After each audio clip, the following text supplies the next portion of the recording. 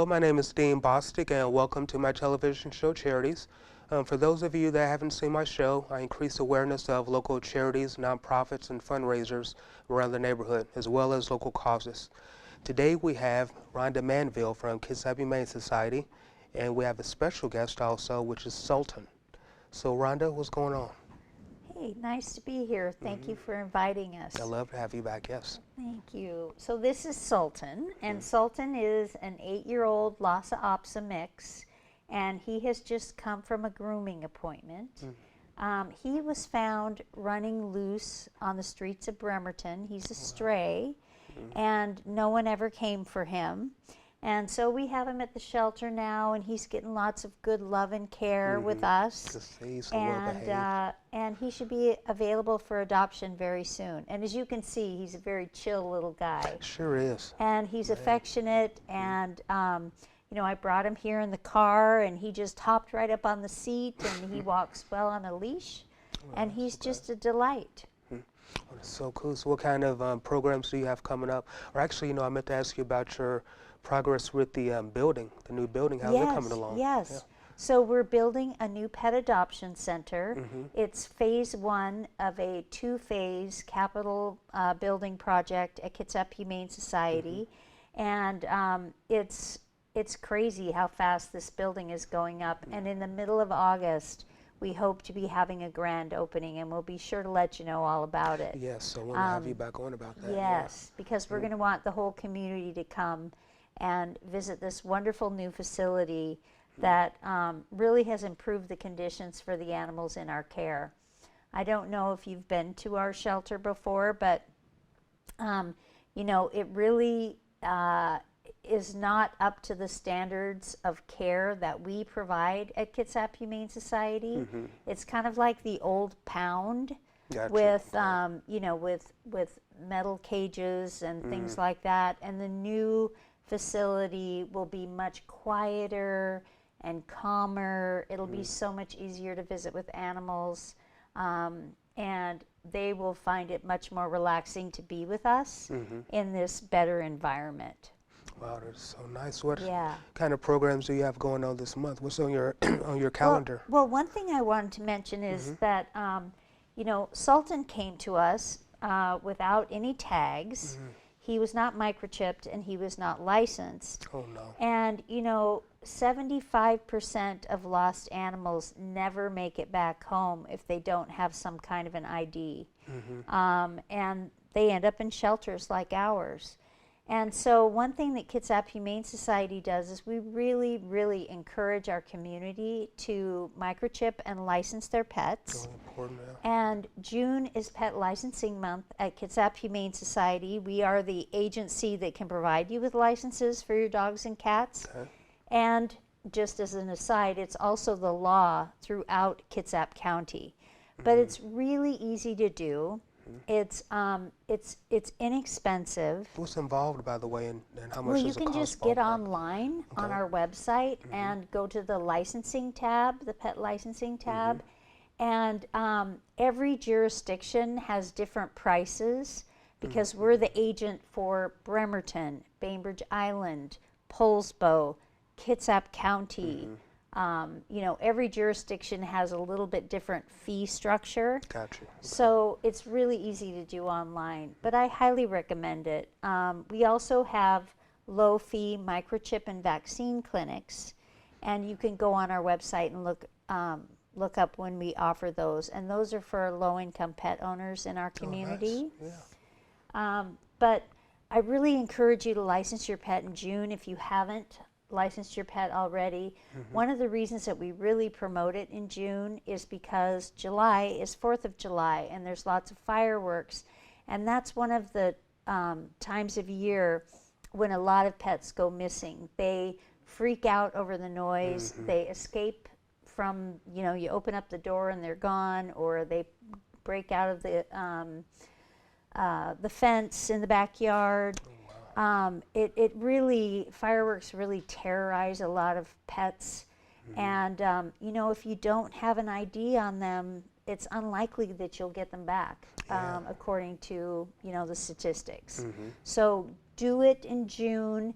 And if you do it in June, you will be in for some prize drawings. So we put together some really big baskets of dog and cat stuff, and we give certificates from local restaurants and pet supply stores. And so, you know, as an added incentive, you'll be in a drawing for some of these great prizes if you license your pet in June. Now, you accept donations. What type of donations do you guys look for? Well, the main thing that we look for is financial donations. Gotcha.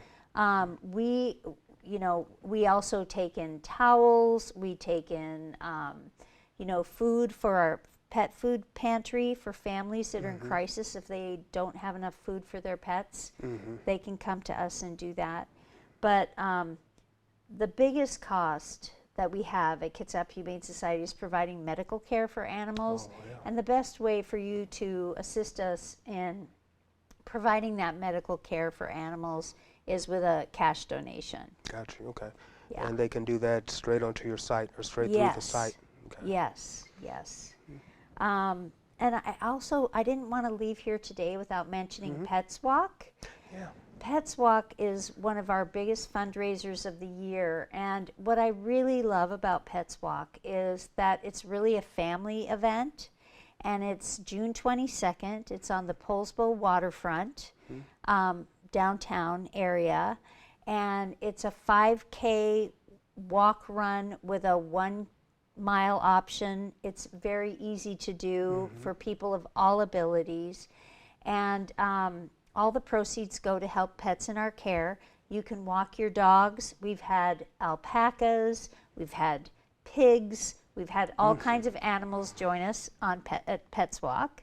Well, any kind of pet, huh? Yeah. Okay. And then afterwards, right at the downtown park on the waterfront, we have a pet expo. And all of these pet food and pet supply vendors will be down there, veterinarian practices, and you can come and get lots of free swag from animal companies, and you can learn about how to take better care of your pets from some of the healthcare professionals in our area. We have so much to say. Tell us a bit about and I'm sorry our time is limited. We can go on for hours about this. Tell us a little bit about the foster care that you have for pets, where you can yes. Well, we have get more people on board with that. You know, our life-saving rate at Kitsap Humane Society is 97%, which is really an extraordinary life-saving rate for a shelter in a rural area like ours. We take in about 6,800 pets every year. So that's as many pets as they take in at Seattle Humane Society. But we're a small, scrappy little shelter that could. And you're doing. What's that? And you're doing. And we're doing Not it. the could, we're but doing you're doing. it. Yeah, absolutely. Yeah. And one of the ways that we do it is by having foster parents, because we have this icky old building that we're going to replace in August. But, when animals need time away from the shelter because they've maybe had surgery, or maybe it's a mama and she's had kittens or puppies, maybe it's a dog that is stressed in the shelter environment and needs a break, foster parents are the ones who do all of that for us. And we have about 500 foster families that help us with animals in need and get them out of the shelter environment so that they can be the best animals they can be when they come back in and are put up for adoption. Now, what's involved in becoming a foster parent? Is it a lot to it, or is it pretty simple? It's pretty simple. There's an orientation, and then it's just a matter of coming and getting your pets. Every week, our foster coordinator sends out an email. Right now, it's kitten season.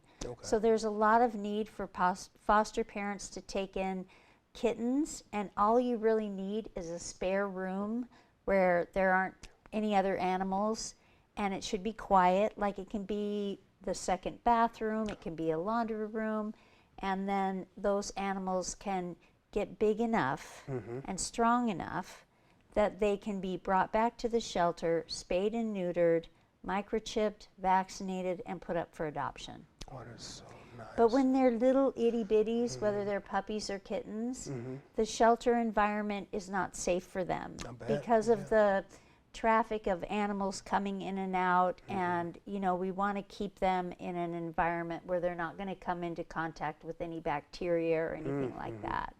And you guys are a no-kill shelter. Yes, we are. Okay, and what does that mean for people that that haven't heard of that or Well, don't know what? we usually don't use the term no-kill because it's kind of in the animal welfare community, it can be a little bit politicized. Gotcha. So what we say is we have a 97% save rate, and that pretty much tells the story. It sounds better than, To be a no-kill shelter, you have to save at least 90% of the animals in your care.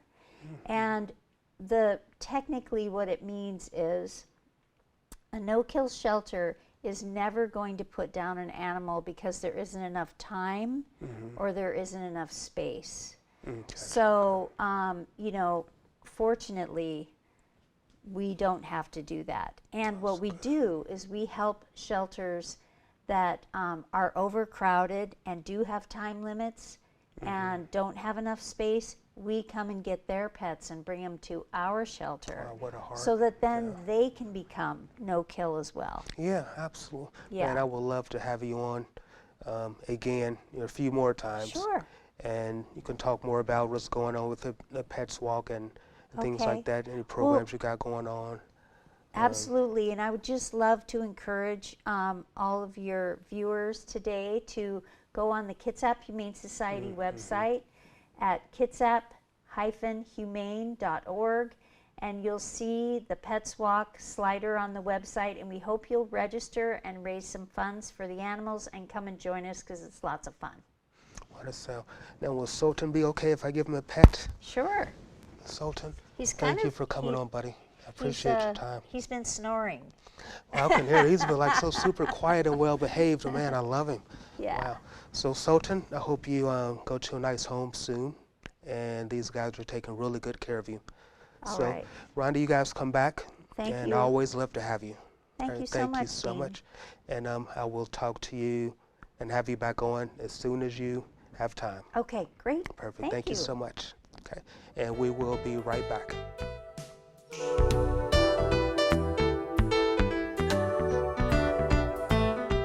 Hello, it's Dean Bostic, and welcome back to my television show, Charities.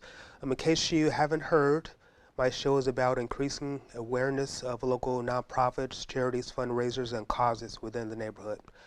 Today, we have Mrs. Margaret Rodriguez. And tell us about what do you do?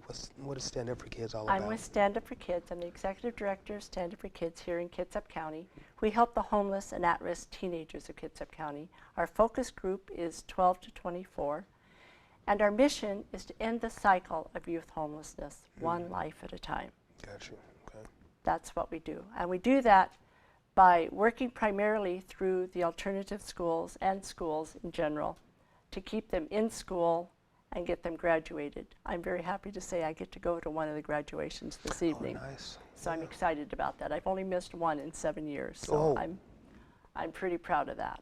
That's pretty passionate. It's exciting to see these kids actually walk across stage after knowing all of their trials and tribulations. Not bad. We serve the kids by, well, I've left this food bag here because this is one of our main staples. We give about 1,200 of these food bags out a month, Dean. And this goes through 23 different schools or classrooms that we're in. I could go off and name all of them, but let it be known that we cover all of Kitsap County, from Port Orchard to Kingston and everywhere in between. And any call that we can get, we will take. We have a field phone that's answered all over, all the time. Oh, and that's nice. directed calls come to me, and we go out and take care of whomever we need to take care of, or whatever it needs to be taken care of, whether it would be food, clothes, hygiene products, school supplies, shoes. We get a lot of calls for new shoes. And some of those shoes, I'm sad to say, these kids are going literally taping them on. So Oh, yeah. it's a need, and I want to make sure everyone understands these kids aren't out there because they just didn't want to listen to mom and dad. Those kids, any of those kids are going to be back in their home pretty quick because life on the street is not fun in any way, shape, or form. Yeah. So that's why we work so hard to see them get through school.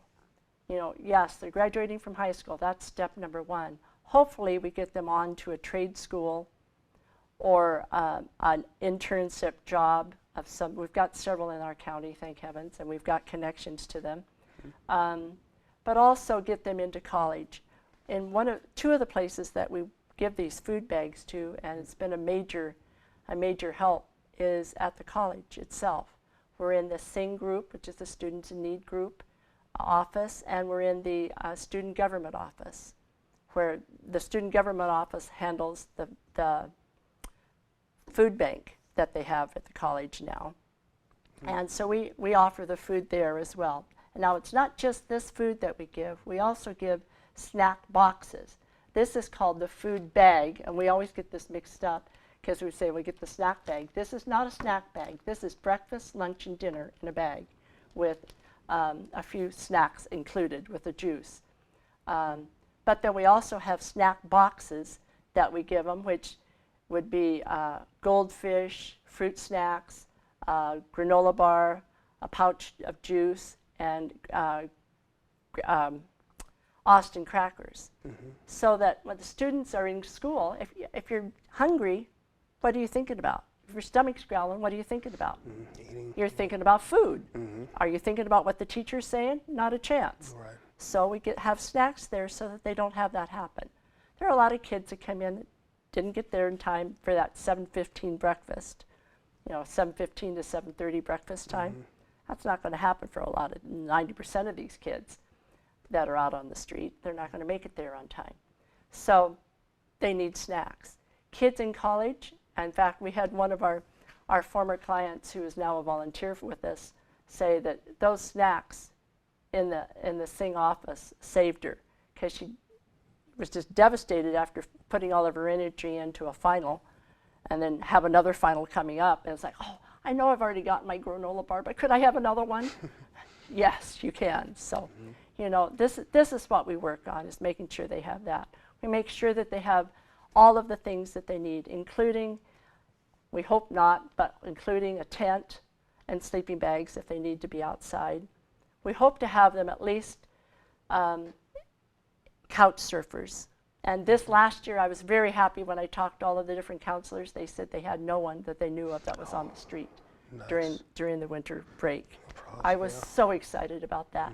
And we also served the Juvenile Detention Center, and they had no one in custody for Christmas this year. Oh, nice. For the Great first time. job. Great So job. we were really ecstatic about that. Yeah. A couple of things I really wanted to share, though, are some things that are coming up. Absolutely. Margaret, before you continue, I haven't had lunch yet, so can I take one of these? Or are they just for the kids? Actually, you know, it's good that you say that because we actually lost our volunteers at the libraries because they were handing them out, but we had adults that were homeless that were insisting that they wanted them. And unfortunately, we don't have the funds to do that. Like I said, our focus group is 12 to 24. And we try to stay with that. Yes, we will fudge a little bit on individual cases, especially if it's a family that's talking to me and they've got a couple of kids that are in school but they're just under that age. I'll help them too. I mean, we're there, we can, so we do. But we only can if we have the support of the community. Need donations? We are 100% funded by donations. Nice. Both monetary donations, but in-kind donations. We have food drives that provide the food for these food bags. We have drop-offs for gently used clothes. You know, and when we talk about the gently used clothes, we're not talking about you cleaning out your closets. We're talking about clothes that teenagers would wear. We have a policy that we won't put anything on the kids that we serve that we wouldn't put on our very own kids. So I'm not going to put grandma's sweater on them. Right. I mean, you can tell what's current, and the kids want to be current. They have enough trouble already trying to fit in and not feel like they're outcasts because they don't have everything that everybody else does. So we need to make them feel as comfortable as possible. That's why the new shoes are so important. I had one girl who actually stopped me in the hallway. She said, I want you to know that these are the shoes that I got from you. Can I give you a hug? Oh, nice. And her words were, Nice. I never knew that anybody in school would care about what I needed other than my school supplies maybe, or teaching me. I mean, yes, that's what the school is here for, is to teach me, but I had no idea that they would take care of my personal needs, Yeah, outside that of anybody class. would care. And I said, Nice. yes, sweetheart, that's what we're here for. I mean, she also needed a toothbrush. I mean, we've got hygiene bags for both the guys and the gals, because obviously gals have other needs, you know, so they have both of these. We have them, and we do these on a quarterly basis unless counselors ask us for more at a different time. And what are some of the things you have in there just generally? Well, we use the travel size things. Thank you for asking, Dean, because it's the travel size hygiene. If you go out traveling, you know, you're staying at a hotel, pick up those hygiene items that are left in the bathroom, because if you're not going to use them, you paid for them already, we can use them and give them to the kids. We also get donations of toothbrushes from dentists across the county, which is very helpful. Tissues. You know what? Everyone, how many signs have you seen that bathrooms are for customers only? Oh, yeah. Well, you know how much it costs to be a customer? Minimum $3 in almost any restaurant, because that's how much it costs to get a drink. Yeah. That's the cheapest, almost the cheapest thing you can buy anywhere is a drink. They don't have it. So where are they supposed to go to the restroom? This is another issue that we need to think about as a county, because if we don't have open restrooms, you're going to have the smells that everybody complains about in Seattle. Gotcha. We're going to have it here as well. So it's the travel size things that we need, because everything that they own is in a backpack. Gotcha. Could you imagine everything that you wear, you have for sleeping, you have for school, for cleanup, your food, everything in your backpack? That's a sad state of affairs, I think, for the United States to even think about. But we have 1.5 million kids who are homeless in the United States. In the United States, 1.5 kids homeless. Now, I saw on your website that you, what are your stats as far as kids that you have taken off the streets? It was like really high percentage, huh? Well, we work on it. I don't keep track of those, and I honestly don't look at them, to be honest with you, simply because it's one kid at a time. Gotcha. In my heart, it's one kid at a time, and I can tell you, I've got 3 kids that I know of personally that I can tell you that I've taken off the street, and that was with these food bags. 2 of them through college. 1 of them got out of high school but couldn't get a job and was getting his food from CJ's, from the Evergreen store across from Evergreen Park. She's one of our marvelous people who kind of is a surrogate mom to these kids, and she actually keeps track of where they are and who they are and how they're doing, and knows that some of them aren't doing well, but keeps track of them anyway, just to make sure that they're still alive and still with us. Yeah, absolutely. But I had one young man who came in and put $1 in their donation box and said, would you give this to the organization that made this food bag? I won't need it again because I got a job and I get my paycheck on Friday. Nice. We need more You people know, like I mean, that. I've got that $1. I'll frame that $1. Yeah. You know, those are the things. I mean, it's one kid at a time. And I was glad when we changed our mission statement, because it used to say just end the cycle of youth homelessness. And I had someone ask me, well, how are you going to end the cycle? Well, we can't do it. We know we're not going to end it. Homelessness will never end, but we can, one kid at a time, and that's what counts. That's beautiful. We just had another girl from she's actually showed up at our storage unit that we rent. We keep everything to a bare minimum of what we spend. So we got our storage unit at half price, which I love Best Choice Storage. I have to give a plug there, simply because it is half price, and I couldn't get it anywhere else Gotcha. that way. I also get the use of his storage truck when I need it for doing events and Yeah, things, so I don't which mind a is plug fabulous. for those guys. Yeah. Which is absolutely fabulous. And his girlfriend saw us loading the truck one day, and it was starting to rain. She came down to see if she could help. And then she recognized this bag, and she said, "Oh my gosh, that's what saved me when I was in college. My little son and I got this bag, and that's what we ate." So it makes a difference. Yeah, it And came you back never around. know. You never know where it's going to happen or where you're going to get that special hug or surprise from. But it matters. And I thank our community. We have a very generous community, and without you, we wouldn't be here. So, can I tell about one thing that we have coming up, which is at the Kitsap Mall Please on do. the 17th of August? Yes, please. We are going to make 1,200 of these bags at the mall, and we're asking our volunteers and volunteers from the community to come in and help us put those 1,200 bags together. And you can go on our website and you'll see the exact time. I don't have the time that it'll happen yet, but it'll be on the 17th in the afternoon sometime.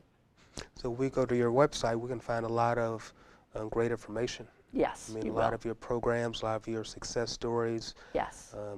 where to make donations exactly. Yes, the donation page is on there. And we know the donations goes towards the kids and to help those guys and teens. And that's what they need. They need more positive help, more positive reinforcement like you've been giving them. And I want to thank you so much for what you do. Thank you, And I've Dean, gotta for give having you us and spreading the word. Thank you. I appreciate that. So I want to have you back as soon as you can make time, because I know you're super busy, but I would really appreciate it if you come back and let We us would know love how's to it going. come back, Dean. We greatly appreciate you, too, and your program. Oh, thank you so much. Now, about this bag we were talking about. Yes. Oh, thank you so much. I appreciate that. So, again, Margaret Rodriguez with Stand Up for Kids, and we love what she does. Go to the website and see more about what they do, get more detail, and we'll be right back.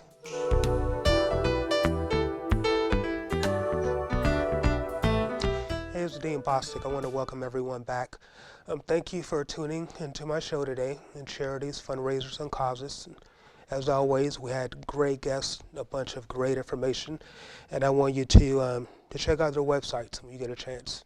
If anyone has any ideas of any nonprofits they want to get interviewed or want to increase exposure of, give me a call, shoot me an email, and I'll take that into consideration. Again, I want to thank today's guests, and I'll see you on my next show.